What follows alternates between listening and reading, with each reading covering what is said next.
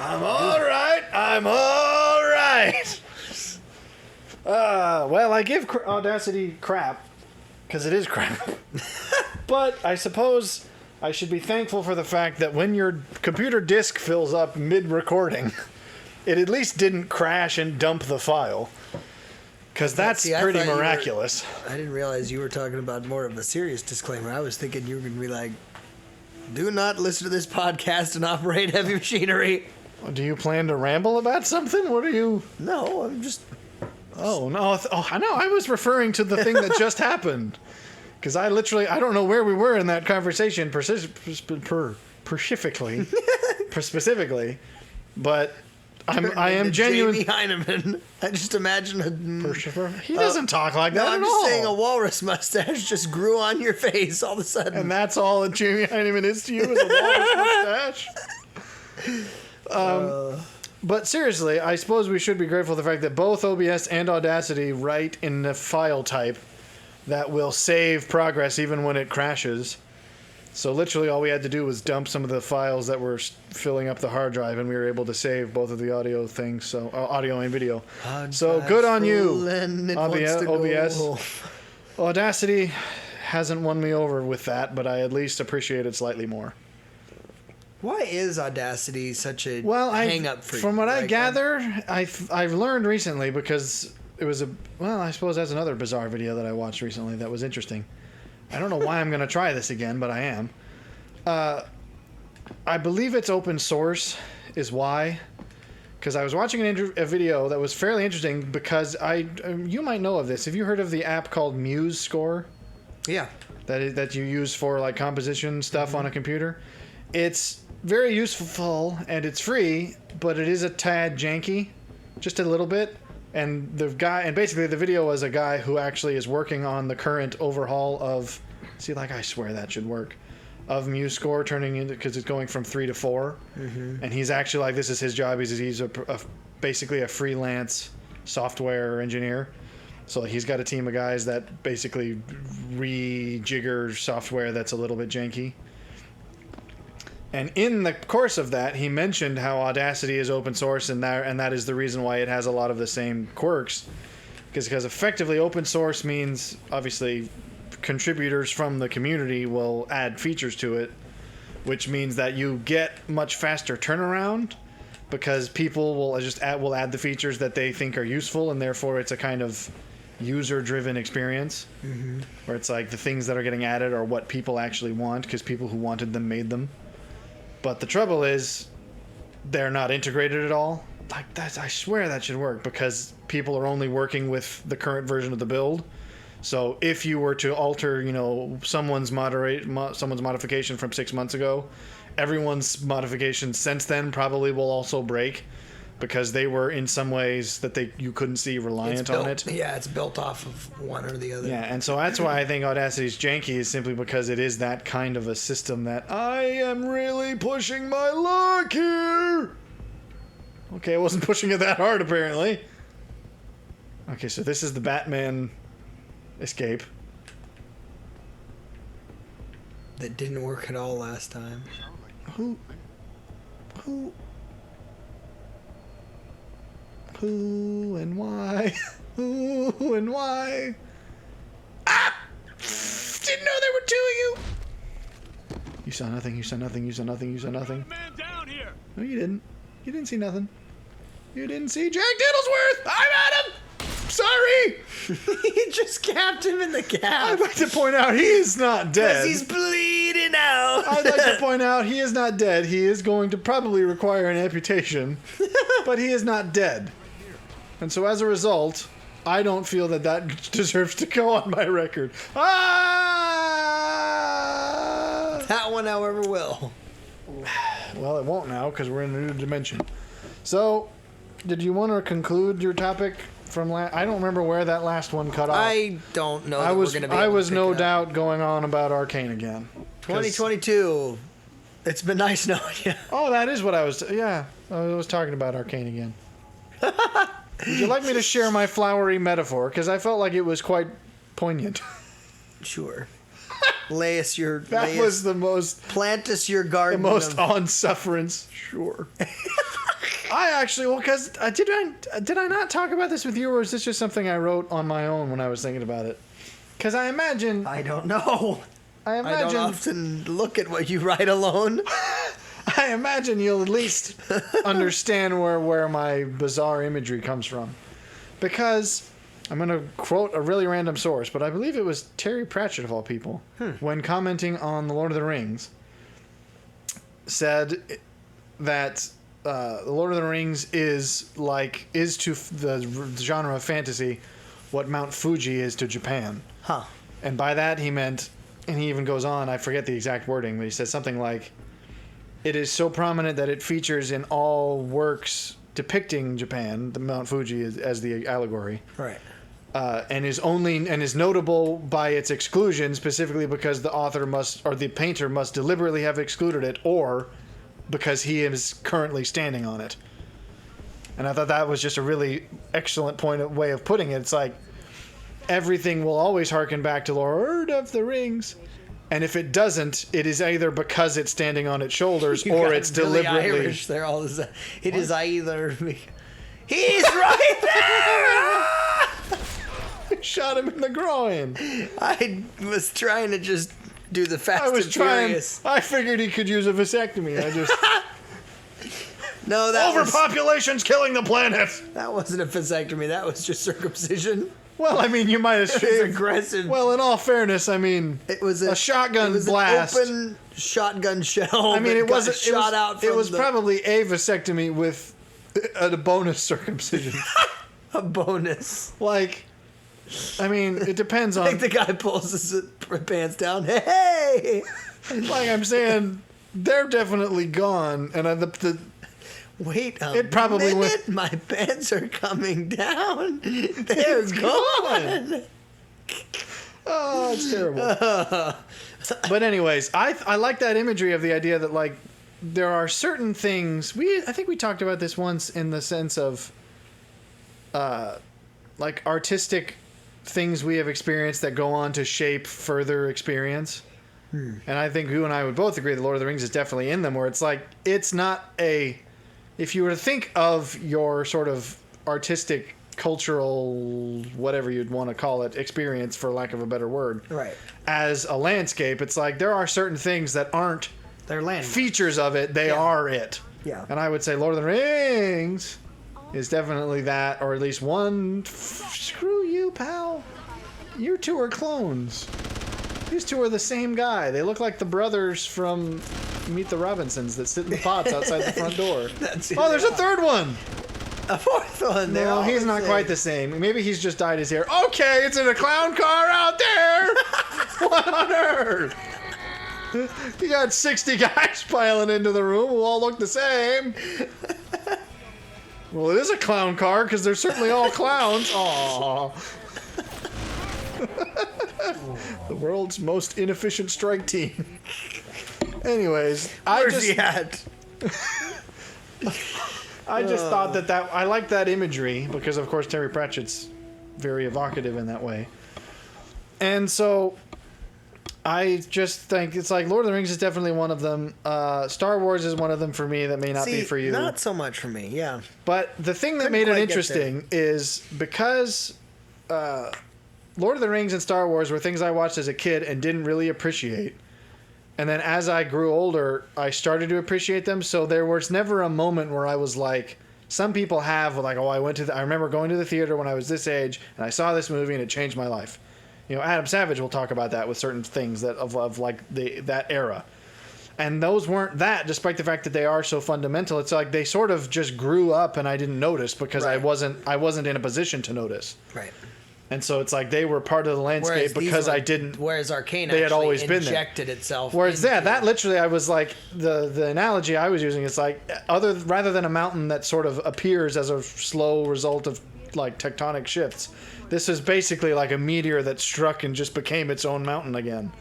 And I remember thinking, it'll be interesting to see as time goes on how, because I had mistakenly thought that I was like, I'll remember this as like this was the time when this happened, and you know, over time eventually it'll just become another feature of the landscape, or another part of it rather. And then literally as I was doing the recap of this past year, I was like, oh, nothing really good happened or came out this year. And then it occurred to me, oh, wait, that was this year. A, because this year was really long, and B, because it had happened so quickly that I forgot that I was like, oh, yeah, that wasn't always there before. So I think that's what I was going to say when the computer freaked out on us, but I just wanted to get it out there because I was rather proud of that analogy. I gave myself a pat on the back. Did we actually discuss at length that whole artistic landscape thing? Because I don't feel like... hello. It's John Diggle. Are you tickle me this, Batman? Wow, that's what your I was waiting for it. And your silence was building up for that. Tickle me this. It's not even Batman. That was too many blends at once. Tickle me this. Tickle me this. My foot. No, actually, it's not his foot. It's not. It's not. None of these even make sense. Like, they certainly don't sound appropriate, but they aren't inappropriate simply because they don't make sense. You know what? You know what my last name's Diggle. If you interpret these things negatively, that's a reflection of your own subconscious. What's That's your artistic always true. landscape look like? Paint me. Where's your Mount Fuji? Well, I would certainly say that Lord of the Rings, for me, as I was growing up, was foundational, and I would say paramount in my opinion. But do you recall, like, wow, I remember the day, or was it a similar kind of progression? For me, it was not a similar progression because for me, I was not able to.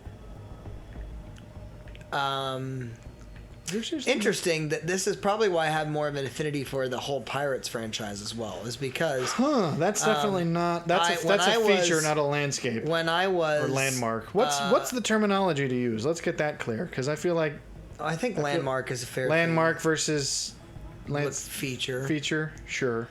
But in a museum, one would be a wing and one would be an exhibit. Let's say it that way. Sure. Arcane is a wing in my museum. It's not just an exhibit. I would say probably Pirates is still just an exhibit, but it's a luxury. It's a large. It's one of those big traveling ones. No, the reason is because when I was 13, Pirates was the first movie that was at all intense that I was able to watch. Well, I do remember having that experience, but it's intense. No, meaning like I wasn't able to watch anything above PG. Oh, well, see, that happened to me too. I definitely remember that wasn't my first PG-13 movie though. I think Spider-Man was. But isn't one of the Spider-Mans PG-13? Or are all of them? When I watched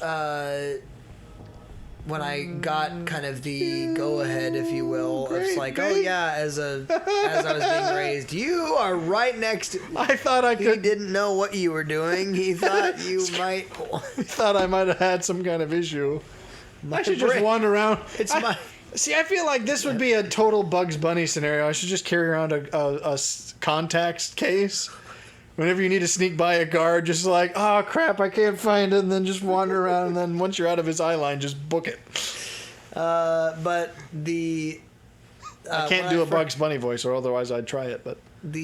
When I first watched Lord of the Rings, I did it in like a 3-day succession all at once. See, that was... And it was... That wasn't the first time, but... I would call it monumental. Like, it was that... Well, as in literally of a mountain. Yeah, I mean, it was that pivotal. See, that's funny is I definitely did that, but I don't think it was the first time, because I remember when I did start to get into it as like, oh, I actually appreciate the depth of this. I did a similar thing. I in fact think I watched the whole series 3 times in a row over the course of 2 weeks, and I mean as in, oh hi guys, hey boogaloo. You interrupted Oh dear! You interrupted. I just walked in without man. even. It wasn't even like squatting. I just walked in like, "What's up?" You you came out of the bathroom. Oh, I wouldn't go in there.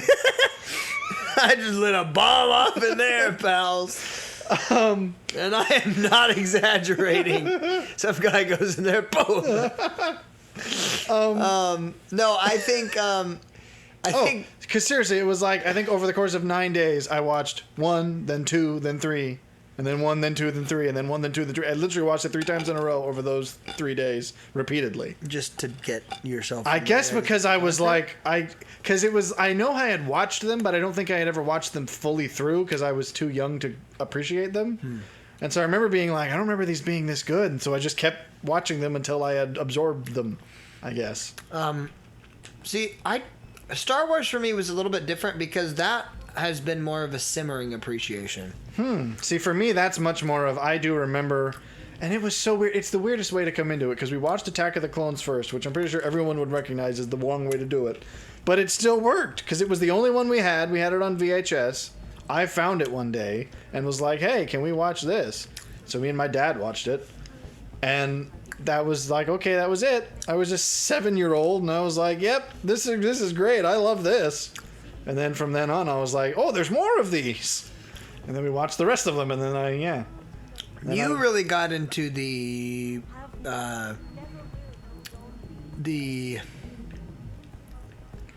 what would you call it? Oh boy, I don't know. What would I kind call of it? What canon what? of it though, past just the actual Well, movies, I didn't correct? used to be because I used to. What? Okay, well that didn't work. The prompt didn't come up. He didn't prompt me. I wasn't at first because I used to be very much the movie snob, where I was like, my friends read all the books and more stuff. I was like, oh, this is what happens in the rest of it. I'm like, nah, it doesn't happen in the movie, so I don't care. And then once I learned, well, see, it's not even that, because when did I start actually caring? I don't actually know that I can name a time when I was like, oh, I actually start caring about this. Because I was definitely not a Clone Wars fan. When Clone Wars came out, I was like, the animation's weird and it's not the same voices, so I don't like it. Which, I mean, is a naive thing as a child, but, I was what I was. So now, I mean, going back on it now, I'm like, okay, I can definitely see the value in this, but I don't know when the appreciation for the extended part of that universe really came about. Yeah. So that's more of the gradual, that aspect of it was like, it just sort of happened. It's not that I didn't like it when I first got, into it. It didn't have the same. I'll tell you this. A part of it is just personal bend. I've always tended to be more Where of do you a. bend? I've always tended to be less of a sci-fi guy. And What more on of earth would prompt you to think that sprinting was the best way out of there? You had a perfectly good sneak strategy, and you just went, hope you don't hear my tap shoes.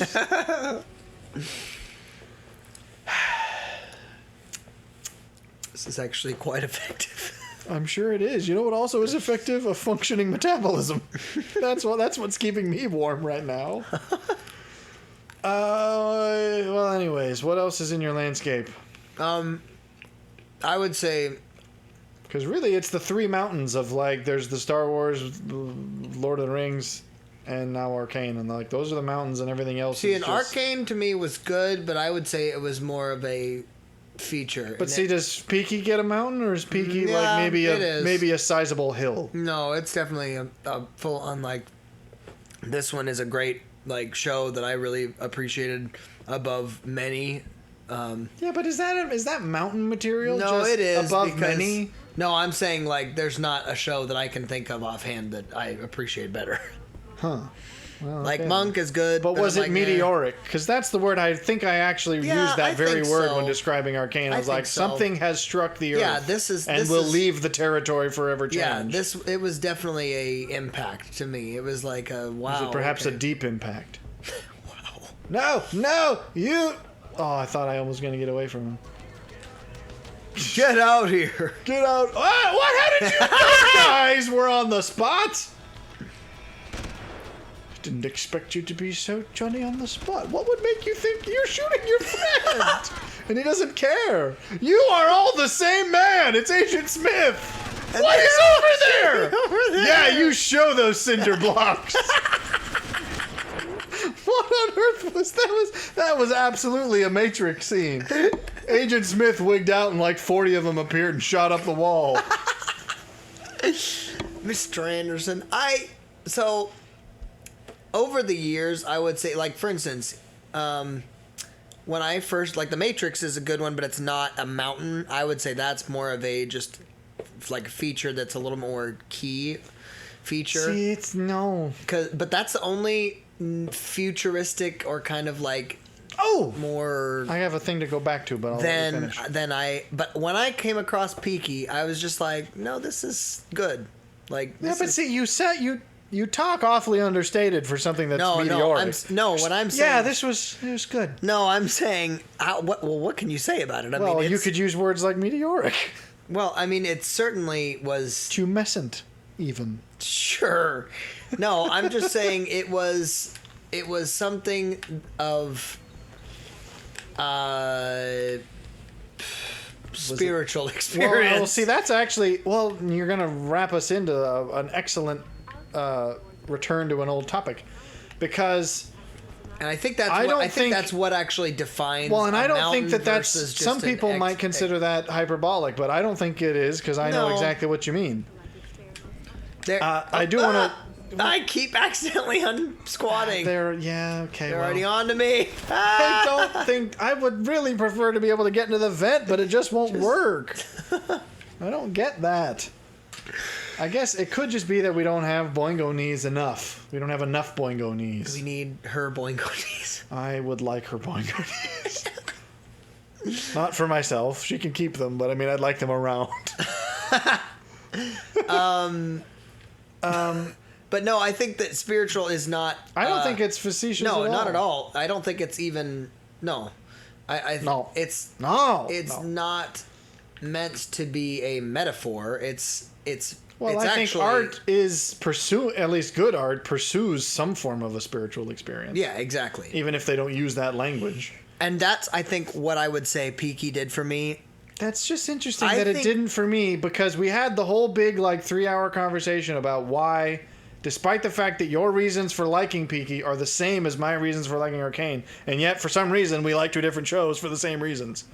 And that's just odd to me. What's interesting is Road to Perdition was close. Really? And if you've ever seen it, it's got a very similar flavor. But you have never talked about it this positively. It's got always kind of was like, yeah, it's all right. No. Maybe that's because you just seem to downplay everything. No, Road to Perdition's got a very everything similar that's meteoric flavor. is like, yeah, it's pretty good. Yeah, it's pretty good. Yeah, it's all right. I've got. What's his name? It's Jay Leno. Jay Leno. I've got Jay Leno's disease. No, it's Road to Perdition was the first movie I watched because my dad obviously has that historically in his background. Suppose that does give that you one was the first one that I watched that I was like, if my dad had not ended up changing the path. I cannot believe that worked. If my dad did not end up changing the path of trajectory that he was on, that could have been my life, easily, and that's scary. Well, you don't have to join simply by being born into it. No. His son doesn't, and in fact, in Road to Perdition, it's about him. I just need to it's watch about him this. exiting. Well, but I'm saying, you don't simply by being the son of someone in that world does not make you one of them. No. What I'm saying is about the father exiting, because the fact that that he felt like they crossed a line with his family, and then he and his son end up having to go on the run. But why would the son have to go on the run? Because if he wasn't in it, he wouldn't have been a target. I'm not going to give things away. Were they Sicilian? Because the Sicilian mob was real scary. Well, anyway, all I will say you're going to come all the way up here, pal? The son has to literally try to escape with the dad or whatever, and it's a very compelling story. There are ones that really try hard. Well, there's certainly here's the thing. Like Inception is a good example. Great movie, not as emotionally gripping. Exactly. But I would say that's a subjective thing. Because there are probably some people to whom it is. Yeah. I think it's one of those things where this is why. See, why look is at that though? Well, what causes the actual spiritual You know experience? what? I should have brought this up. There's a few things that have just occurred to me that I should have brought up. The Romantic Manifesto, that I did read that this year, which I think the reason it didn't impact me is that it wasn't like, oh, I'm so touched by this. It's a very dry philosophical text. but it has absolutely reframed the way I think about this stuff. Well, reframing is still, I would think, equally as... Which is, again, why I don't think I noticed it, is because, again, it wasn't a thing. It was the frame through which I see has changed, which means nothing that I'm seeing is different. That's still fairly significant. No, I agree. It's just that's what... It isn't obvious, because that's the point of it. It's a background thing. But I would say it's what she describes as you can quantify the quality of a specific piece of art by the two metrics, which are how well is it executed and what are the themes it's dealing with. And I think if you are reasonably astute, and I would say we have at least put a little bit of effort into our critical honing skills, where we can look at a thing, I can look at a thing I feel and say, I can understand that objectively this is a good thing, but I am not emotionally gripped by it. It's in the same way she describes how it's either Dostoevsky or Tolstoy, I'm not sure which. I imagine it would be. I think it's Tolstoy, because I think she was a big fan of Dostoevsky, where she says Tolstoy, as much as she admits he is as of equal caliber a writer as Dostoevsky, she doesn't find his themes as gripping.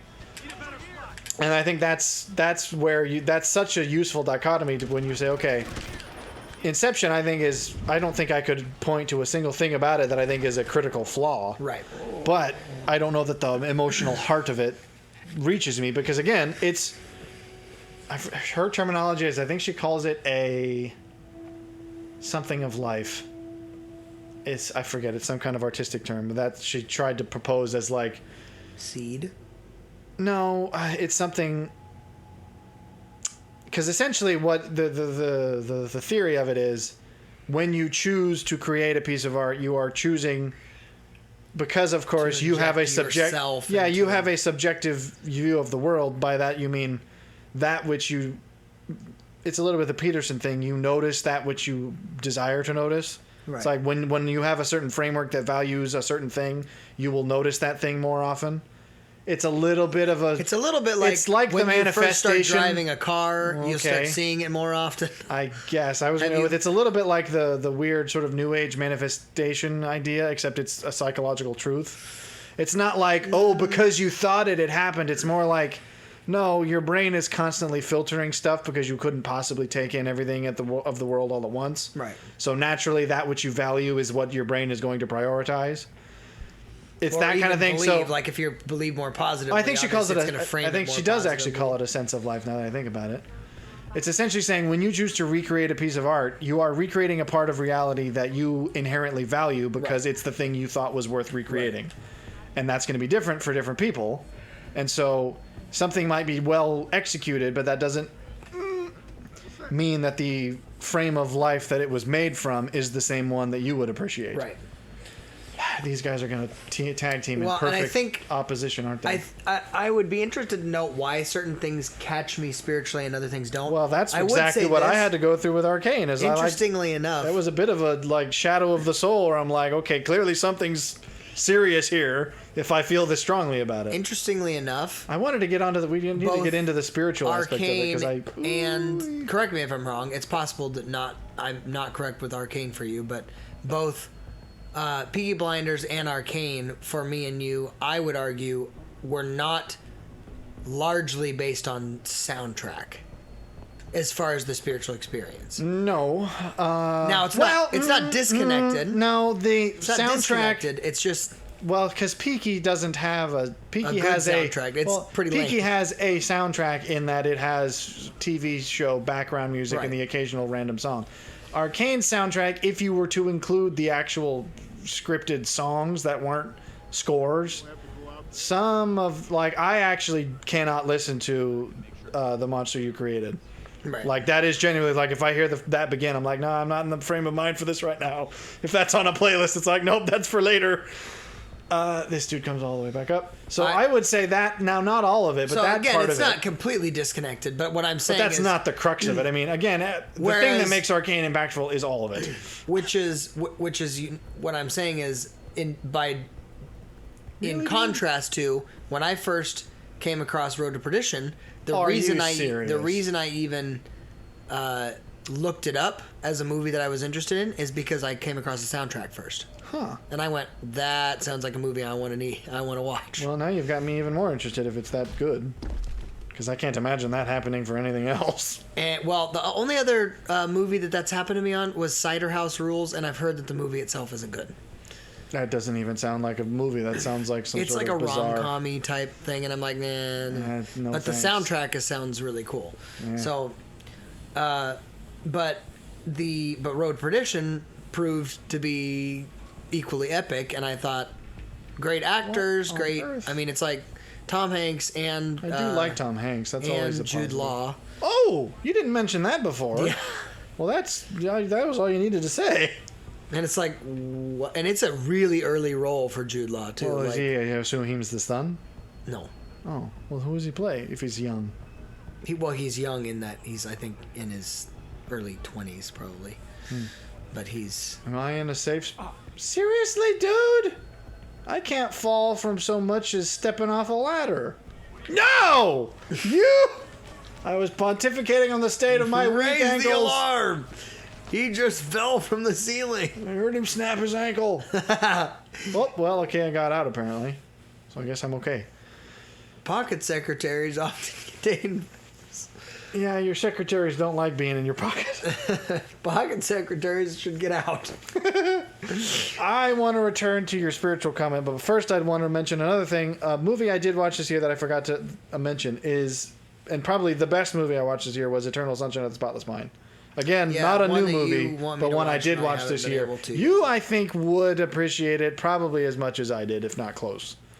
Maybe that's not the case, but like that was one of those ones where I'm like, this is a big one that I'm gonna remember. You know what's interesting? Maybe not mountain I had a grade, weird, but notable hill or forest, I had a weird lake season, maybe. You had a weird season. of probably about 3 months, where all of a sudden I was like uber interested in modern westerns, which is very uncommon That because is very I'm not uncommon? normally a western guy, especially like spaghetti buddy, western. your hair.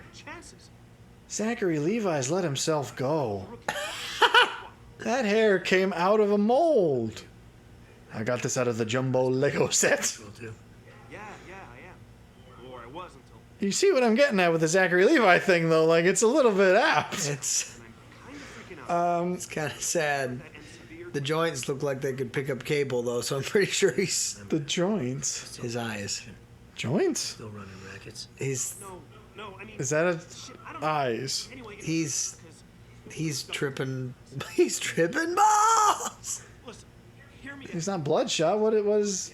Or is he tripping just- something else? He seems a little glazed over. Brooks got a fucking bomb. Hear me out. I don't know. Where are you?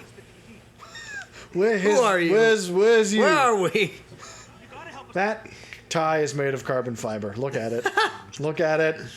It's gonna come up. Come on, show us the tie. That is a carbon fiber tie. Warn all Absolutely. my CO already sent the patrol. Something about a bomb threat I think we got to deal with next. But nothing came up. So I wanted to mention that because that actually again had a pseudo. Shit, and just I mean, spiritual feels a little bit excessive for that, but I mean it was close. But here's the thing I wanted to get into because again I don't think it's not at all a facetious or exaggerated way of putting it.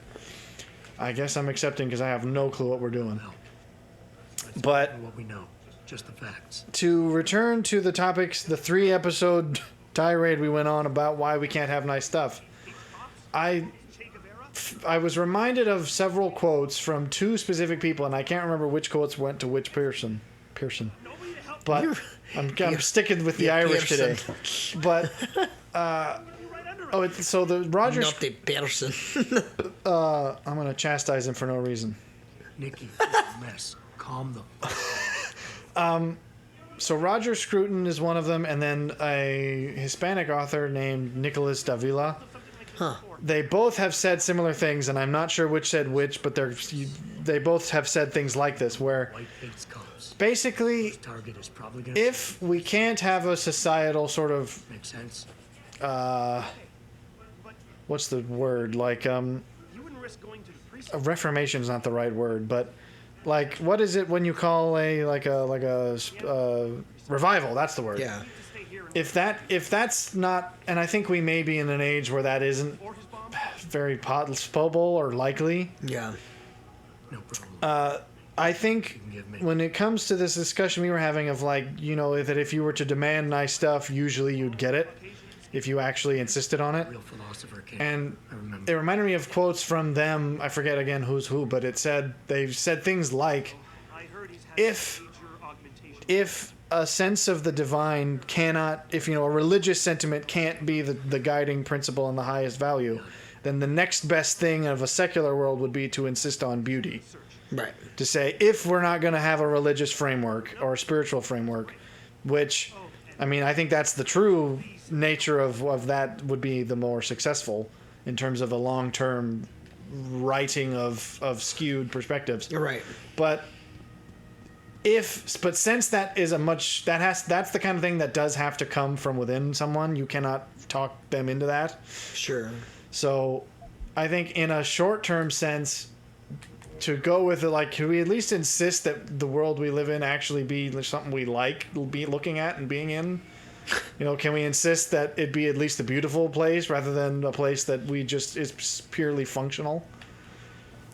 Yeah. Because I think that, and I think the reason for that is that ultimately, and again, they both say this in different sort of language, but they talk about the idea that there is, in essence, a form of, I mean, if you take the perspective of the, you know, mankind made in God's image, then it's like there is certainly a divine part of an artistic Right. pursuit. Right. Like that, the pursuit of creating something artistically meaningful. Well, it's a part is of what we a carry. divine act. It's a part of what we carry with God's image. I totally agree. Exactly, and therefore something. Well, okay, how am I supposed to get where I need to be? Something that genuinely, and I say genuinely as opposed to the non-art. Disingenuous. Well, yeah, the non-art that gets passed for, you know, culture today. It's like, but if you're genuinely like, no, we're gonna make something meaningful, then I think if you're honest about it and you have some skill, then chances are you'll make something at least approximating a spiritual fundamental, if you've done it with with some degree of honesty and with some degree of capability. I think. Yeah. Okay, there was supposed to be something in there. Never mind, I guess. And so that's why I think when you have something like, I guess in my case, Arcane, or yours is Peaky Blinders, where it's like, because again, very skillfully made, and on a subjective level, they each spoke to something within each of us that we felt needed speaking to. I do think that is probably as close to a religious experience as you could have in a secular Without perspective. actually being, yeah, exactly. And so if you don't have a religious framework, then perhaps that is the closest you could get, and that might even be enough to, if you had more of that in your life, you might actually be able to create some kind of a world you'd want to live in. Yeah. If that became something you pursued rather than just, you know, happens occasionally. And so I felt like that was the thing that I think I was wishing to get back to was that I had forgotten that those quotes were. I still forget exactly what they are. I forgot. But just the notion that, again, it's about That'll work. competence and... Yeah, and it's just, again, it's a matter of, like, if you insisted on having what was beautiful, if not, you know, what was true or what was righteous, if you know, if you can't go that far because of religious reasons, or more accurately, non-religious reasons, then at the very least... Oh. Okay, I'm searching something here. At the very least, to demand, you know, an aesthetic experience. I guess aesthetic's probably the best word. That will get you at least a whole lot closer than we are now. It may not get you the whole rest of the way, but I mean, it's a decent start. I don't remember having to go down to the sewers. But anyways. I'm in the sewer. No, I think those are anybody that spiritual, I think for a lot of people could be defined as a touching of the soul, and I think we may have briefly discussed that this. didn't hardly hurt but me. I think that there is a difference, and I happen to be one that believes that there's kind of a distinct three parts or three kind of functions of what makes up us and our personality type and whatever else, and that is the flesh, or like the physical, the soul, and then the spirit. And I would say most people, if they are on a secular level having an experience that they These would things consider keep blowing up, spiritual, but they don't hurt me. it would actually be more akin to the soul being touched by it than the spirit. I think that if you are going to have an actual truly spiritual experience, there has to be a degree of not mortality, but morality and not even social justice, but kind Certainly of. not. But this idea of absolute truth has to be communicated somewhere. Okay, I figured he would be able to. Like say even in that. Peaky Blinders, granted, there's a ton of seediness and like gray areas and all this kind of stuff, but there are also certain things about the way that the Shelby family actually have code that is very cut and dry, and one there's no, it's a non-negotiable kind of a thing. And you're just going, okay, Is that where your spiritual experience of it comes from? Well, though? yeah, I would say that that's a part of it. I mean, That's odd. Elaborate, because I'm not entirely sure what you mean by that. meaning, obviously, the way that the Shelbys live is certainly not, it's not even amoral, it's actually immoral in many ways. And that's not something that you could specifically deny. However, the elements of Tommy's experiences become spiritual to me because not only are they relatable, I think there are times that he's hopeless and he's having to lean on people in his family. There are times that he's, the one exacting justice for his family. Those are spiritual experiences. Those are things that it's like, okay, I can get there. Like, I want to do that. I want to be a part, Well, see, that's what's interesting is because, again, what comes down to the difference between Arcane and Peaky is for me, and in fact, this is why Peaky was a different experience for me, is because it scratched the same itch, but not as hard, if I may use a very odd allegory.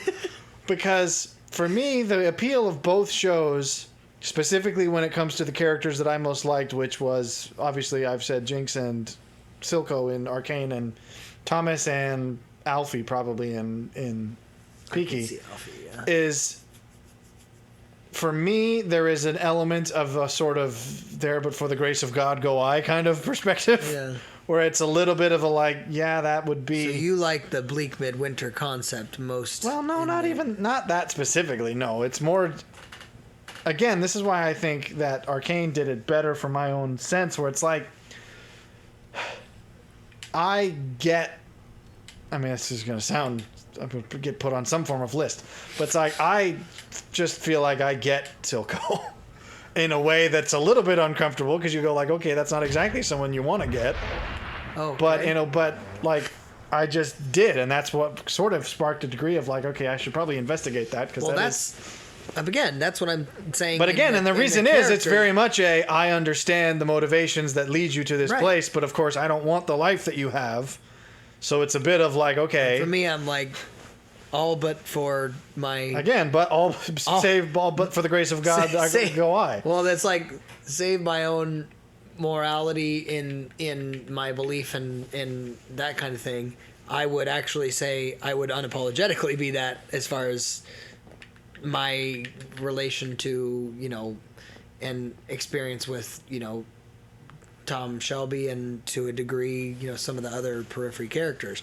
But I think for me, it's less of a, I have to unpack why I feel this way, and more of like I think, again, you and I talked about this a little bit earlier, even today, where I innately have a problem when life doesn't go the way I just think it apparently ought. got really lucky the first time where every one of them missed. In the way that people don't get what's coming to them. Yeah, and so to me, being somebody who goes, guess what? I'm bringing your ticket to hell to you. And it's like, I'm good with that. Like, yeah, but that's why I think for a while I was in a mood for Westerns. It's just because like, there's a degree of like, well, the man with no name kind of concept. yeah. That's odd, because that's not at all what I got from either of those shows. Well, I mean, And it's not even what I got from Peaky, where it is much more. I can see how you get it. I'm saying I see elements of my own desires and motivations in Thomas, for sure. That's what I'm saying. But very much the dark kind of, I wish I could just do that with zero. Well, basically, I wish I didn't care. Right, exactly. Well, but see, that's where I don't think Peaky touched on this enough, although they did a little. Because they kind of try to pull the whole, we almost died in war, therefore we feel as though, there's nothing left to lose. We're already dead men, effectively. That's not going to protect you. You think this is Sherlock Holmes? Is that what you're thinking? Well, apparently I'm wrong. What? What kind of magic barrel is this?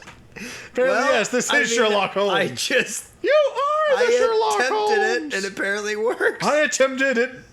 Acquiesced. Well, this is stupid. Don't knock it till you try it. Well, all right. So now Metal Gear over here is going to sneak up with his barrel. Chuck it. Oh, come on! Oh, your barrel betrayed you. How do you chuck it? I didn't know you couldn't. It's the same fire button. My blanket's wrapping me up while you're holding it. Don't knock it till you try it. But here's the thing. I think just Arcane did it so much better because you see it literally from his perspective. Because they never show you. Well, they do try. They give you the weird dream sequences with Thomas. Well, not even the dream sequences. It's not enough to be like, I want to be able to see it by inference. I don't want it to be so... Yeah, but I don't think it's strong enough because they don't show you the viscerality of it enough. No, I think whereas I think the beginning of episode 3, Silco's monologue is literally like, that's when I went, I get this guy. Because if that happened to me, I would be him. It's a little bit like that kind of thing. It's like, okay, if you were in that scenario where someone you're close, your only friend attempted to murder you, you'd be like, okay, all holds are off. I agree. No holds barred anymore. But at the same, I'm done playing. I agree. But again, we come back to, we understand that with Tommy by observance versus with Silco, we understand it more by narration. Yeah, but I don't know I don't know that the observance is enough. Where's your barrel? I don't want the barrel. I'm not trusting the barrel, so I know one of them's behind there. Well, you didn't. Why not just do the barrel? Because it didn't save you in the long run. Well, so it saved me a lot of headache and. Well, I think there's only the 2. I think I'm done now. Ha ha ha. Whoop! Someone's alarmed, probably from all the exploding. You seem to have an odd. I don't quite get your aversion to being told things. What does that mean? Because you seem, in every sort of book or show or anything, it's like, and I understand you don't want things to be spelled out, obviously, but you seem to be under the impression that they can never be said, and they can only be like, I have to infer from the glint in his eye in this scene, and then I'll know his whole backstory. And I'm like, I don't mind being told something if it's told well. Well, that's like the fact that Silco's whole thing is a narration. Does that detract from it? No, it doesn't. It doesn't. I'm not saying it does. It does 100%. No, I'm just playing.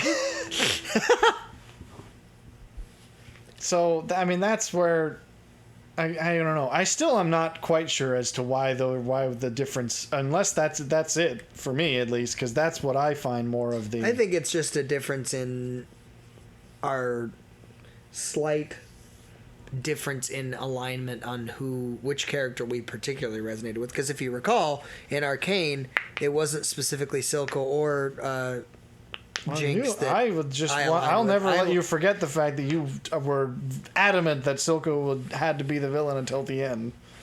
Because I tried to gauge it. I knowing where it was gonna go was like, so what do you think about these different characters? And I was a little bit surprised that you were like, nah, yeah, he's still a bit of a jerk. And I'm like, oh, okay. Because we were well past the point where I was like, it did not strike me that there was probably more to it.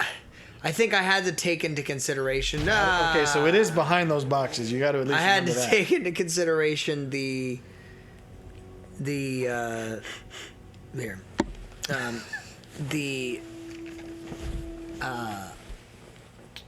best. The landscape, I suppose, of gray Like, there was a lot of gray. But you were still pretty down on him. I was initially. I Like think in weird ways that I was like, you were inferring things that I was like, what? How could you think that? Like what? You seemed. I remember even way close to the end when you basically, you said at one point that him taking in powder was like the final act of revenge against Vander, and I was like, that is the most bizarre interpretation that I don't know how you got to that unless you're just determined to hate this guy. Because you did say that, and that's literally when I had to shut up because I was like, okay, I'm just gonna have to let the show convince you otherwise because I don't know where to respond to that. Because I thought he was still. Because again, playing and I think it's because you were apparently dead set on him being the villain. No, but I do Come think on. though. There we go. It's not that I hate things being spelled out as much as it is. I appreciate subtlety. Yeah, but I don't not feel that like you it's don't. not I'm just subtle. no, not that you don't. I'm just saying the notion that like when I watch my favorite scene thus far that I've watched a psychologist unpack is the scene where Chain Greta and Tommy are first in the room together, and Which room? They're in several rooms. the upper office or whatever when he comes in and he's doing because there's so much. Who would put a computer There's so there? much mental What? battle and chess going on in that space, and I'm like, dude, this is epic. And that's just the way that I feel like I prefer, I guess, the narrative to unfold. But Yeah, it's but not. I don't know. You seem averse to being told things. I feel like backstory is like kind of it's the easy way out. See, no, that's a bizarre opinion to take. That is, Okay. again, that's like you're averse to being told things. Okay, well, maybe I am. I don't think I got Either it. way, I missed still- him twice, and I'm out of ammo. I still think that one would probably be a main one for me. I'm in a bad way. Almost coupled with or like in tandem with Road to Perdition, but I think Road to Perdition, if anything. Well, would you've be never just a brought main- that up in this level of context before, so now you got me more curious. Again, I say I think a part of it has to do with the fact that it just feels more familiar to me anyway because of the familial connection. Sure. And so that in itself will already give me a little bit more of a disposition to kind of feel something spiritual in that there's a bit of history. But How do you split the soul spirit when you make that distinction in this particular context? Because I think, in this particular context, Well, or you're in the talking context about- of morality? well, no, you're talking about in like something. Because again, it comes down to the whole sense of life idea. It's I like think someone who soul sees is the, something that touches you on again, like you said, a beauty level, or like, oh, that's really gripping, or that's but like it's not emotional. You wouldn't say, right? it's emotional. I mean, but by a byproduct, it's not that it targets the emotion specifically. correct. It's not. I think when it starts actually getting into spirit, in my opinion, is when it's motivational. If it's like, okay, that I actually feel on a core principle level, like that to me is when it becomes a spiritual level in Box that regard. away from it. I'm grabbing my barrel and trying it again. Well, good Metal for you. I Gears bet you it's not ahoy. going to work. But if it does again, I'm just gonna tell you, stick it. I ain't sticking that barrel anywhere. It won't fit. It just somehow tricks the code into thinking, it's just a barrel. That's real stupid. Let's see if you can actually kill the guy. So how do I throw it? Just with the trigger button? Yes. I don't know. I feel like I got deeper than perhaps. I felt like it was. That was sort of not. I was aiming more towards the lighthearted positive, but I suppose. Oh, come. Well, I suppose it helps if you hit him with it. Yeah, I mean, I guess that's been the. Maybe that's the other issue I've discovered. Do you see my distinction, or do you not, as far as soul and spirit, or are you disagreeing? Emotion I mean, versus. is that how most people would see it, or do you Probably have a not. sort of theological basis I for think this? I have more of a theological understanding of that. Because soul yes. equals emotion and spirit equals. I mean, that's just Equals seems more- seems a tad arbitrary unless you've got some reasoning behind it that I just don't know. It's the probably more of the spirit, the theological underpinning. Than I mean, I guess in the sense that the spirit animates, so therefore it is inherently an inspirational. It is that which gives you the urge to do things. Your spirit is your.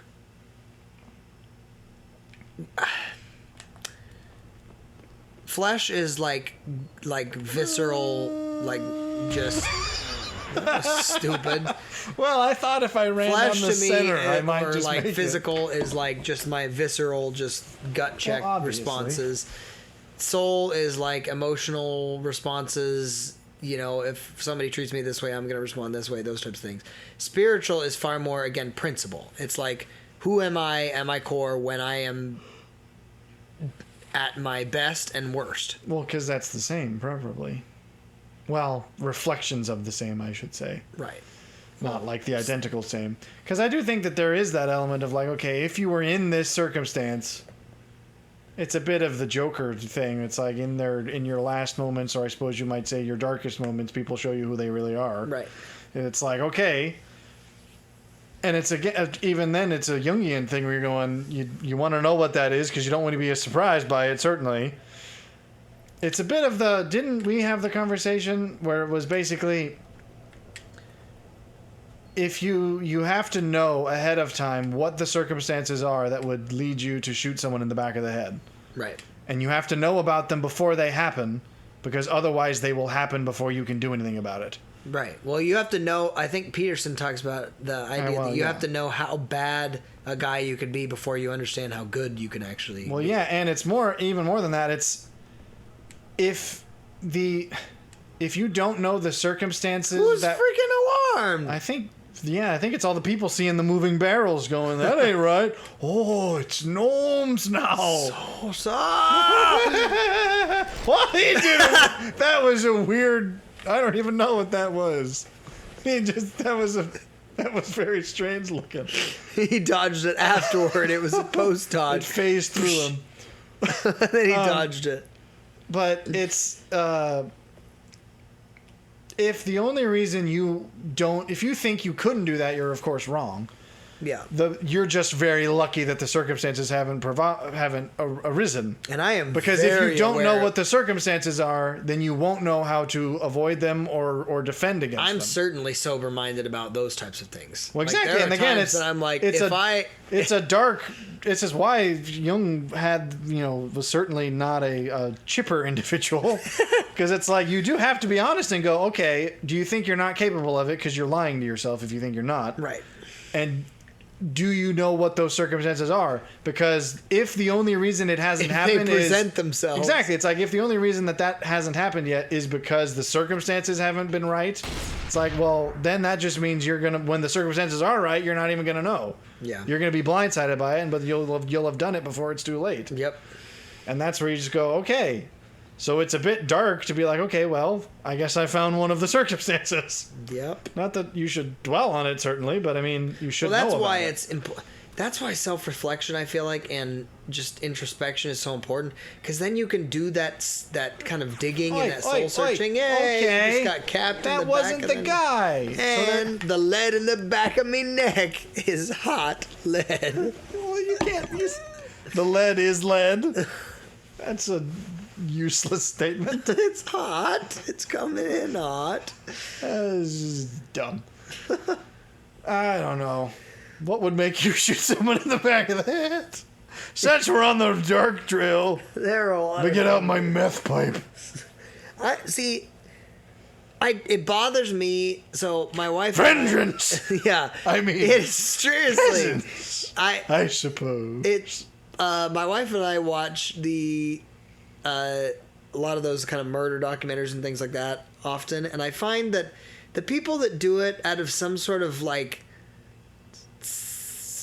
Well, again, like are you talking psychopathic pleasure or Well, whatever. see, no, that's... I'm like, no, that doesn't make sense to me because I'm not a psychopath. Well, but see, that's the kind of thing that I don't know that it... Oh, I don't know that they were derive they pleasure always from like it that? immediately. I think it's not... I don't think they fantasize about how nice it would be to do it. Some people do though. No, like, but not unless they've already done it or at least done things on the way to it. Like if you're the kind of person who skins animals alive in your backyard, like it's you're talking about Dahmer. you're Yeah, that's on what the I'm way. saying. Yeah, it's like you're on the way already. But I imagine with many of them, it's a sort Dahmer's of... on the way. It's a bit of a...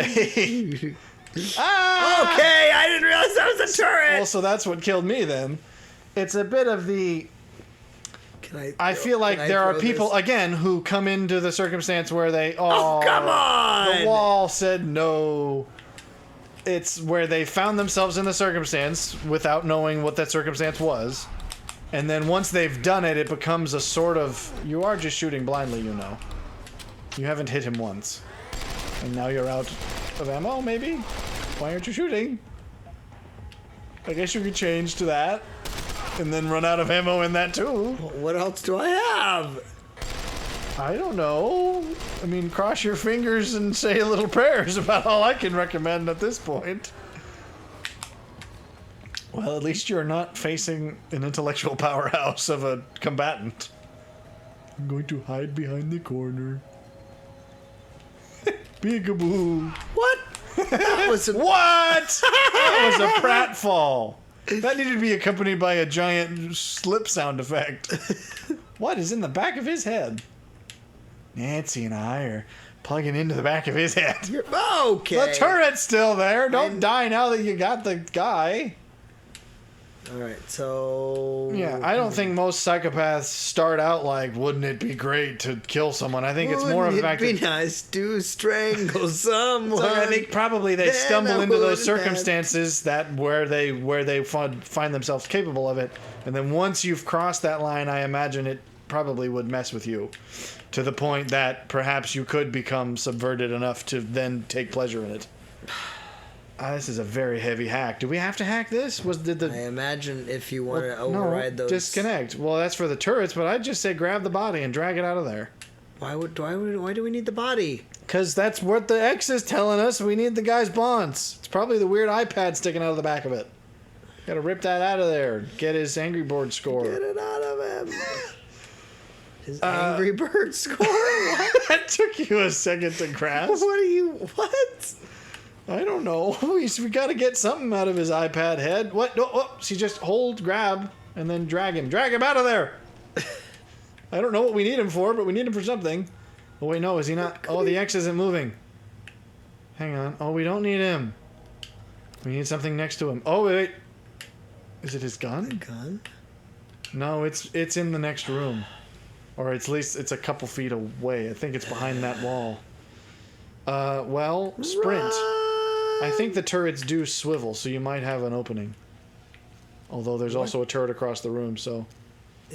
So hang on, turn... Yeah, just book it down that hallway. This hallway? Yeah. Book it, book it, book it, book it, book it, jump! Ah! Move it, move it, move it! Okay, move it away, probably. Point it towards the wall. It's a naughty turret. Can you make the turrets shoot each other? I don't think you can. I mean, not without hacking them first. Alright, well, that worked. This was useless. Oh, that's the bomb we're trying to defuse, which looks very sci-fi. Oh, boy, that's a heavy hack. I'm giving you this one. Fine. I might want to save before we do this, though, just in case. I don't want it to go off. Let the record show. Metal Gear rules. That we are both sociopaths. I don't get the pleasure aspect of it, but there are certainly things where it's like, I feel like there's a level of justice. Yes, that you does, will love justice. There's a level that's like, okay, I'm not saying, the authoritarian state of like, wait, am I not allowed to... I thought we had 4. Do we only have 3? I'm just gonna have to leave this bomb here. Sorry, coppers, I couldn't get the bomb. I found it, but I don't have a high enough hacking score. I bet you it's on the computer, which also has a high hack. Does he have a code on his person? Because I can't hack this either. This is very dumb. Well, he's the only person down here, so I'm hoping he's got some kind of a You wanna pocket secretary. Okay, you want to wrap up the... All right, fine. So I could shoot someone for... No. I could shoot someone for hire, but I'm just kidding. But I mean, I would have to charge a premium. First of all, because he's a... His brother is a freaking animal, and he will come after No me. code found. What was the pocket secretary good for? Maybe it's not for the computer. No. Hostile, please no. Maybe it's just for the bomb. Let's best hope. Come on. I don't know. I do think you're... What? Well, then what was that good for? Alright, well, sorry, civvies. I guess you get to get gas today. I can't do anything to help. Do we seriously get to end before we have gotten rid of the bomb? That seems not the right thing to do. I'm at a bit of a loss. Oh, no. Face the wall. It's turning towards me! It was turning towards... While you're holding it. That's not okay. Hey, get out of my way. Get out of my face. Ow! I saw it too late. Well, we died and so did the rest of the civilians. Well, I feel like we need a slightly less depressing, nihilistic ending. Got any advice? Not really. All is meaningless.